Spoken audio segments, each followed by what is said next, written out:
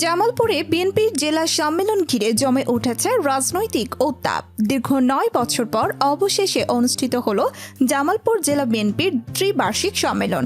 আজ সকাল থেকে রাত অবধি নেতাকর্মীদের ঢল নামে শহরে। জেলা জুড়ে সৃষ্টি হয় উৎসব মুখর পরিবেশ। জামালপুর জেলা বিএনপির সর্বশেষ সম্মেলন হয়েছিল ২০১৫ সালে। দীর্ঘ ৯ বছর পর এই আয়োজন ঘিরে উৎসাহ উদ্দীপনা দেখা যায় তৃণমূলের নেতাকর্মীদের মাঝে। জেলার প্রতিটি উপজেলা ইউনিয়ন থেকে আসা কর্মীরা স্লোগান, ব্যানার, ফেস্টুন নিয়ে হাজির হন সম্মেলনস্থলে। নেতারা বলছেন, এই সম্মেলন শুধু সাংগঠনিক দায়িত্ব বন্টনের জন্য নয়, বরং আগামী জাতীয় নির্বাচনকে সামনে রেখে বিএনপিকে নতুনভাবে চাঙ্গা করারও চেষ্টা। তাদের মতে দীর্ঘদিনের স্থবিরতা কাটিয়ে এখন আবার রাজপথে সক্রিয় হবে বিএনপি। আওয়ামী লীগের স্থানীয় নেতারা অবশ্য এই সম্মেলনকে বড় কোনো রাজনৈতিক শক্তি হিসাবে দেখতে নারাজ। তারা বলছেন, এটা কেবল একটা আনুষ্ঠানিকতা, বিএনপি আন্দোলনে নামতে পারবে না। অন্যদিকে বিএনপির নেতারা দাবি করছেন, এই জনসমাগম প্রমাণ করছে বিএনপি আগামী পরিবর্তনের বাহক। সম্মেলনস্থল ও আশেপাশের এলাকায় ছিল কড়া নিরাপত্তা। বিপুল সংখ্যক পুলিশ, র্যাব, আনসার মোতায়েন করা হয়। তবে পুরো আয়োজন শান্তিপূর্ণভাবে সম্পন্ন হয়েছে বলে জানায় প্রশাসন। সম্মেলনে জেলা নেতৃত্ব বাছাইয়ের পাশাপাশি কেন্দ্রীয় নেতাদের দিক নির্দেশনামূলক বক্তব্য উঠে আসে। তারা বলেন, দেশে গণতন্ত্র পুনরুদ্ধার করতে হলে সবাইকে ঐক্যবদ্ধ হতে হবে।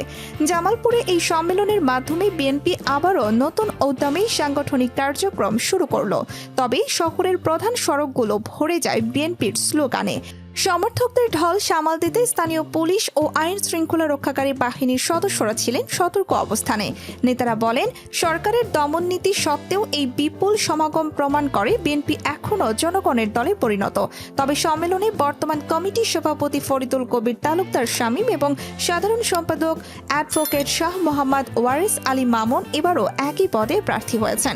এই প্রার্থীদের পক্ষে মিছিল সমাবেশ যেমন হচ্ছে, তেমনি পদবঞ্চিত জেলা বিএনপির সাবেক সাংগঠনিক সম্পাদক শামীম আহমেদের পক্ষে তার অনুসারীরাও মশাল মিছিল, হরতাল কর্মসূচি দিয়েছে।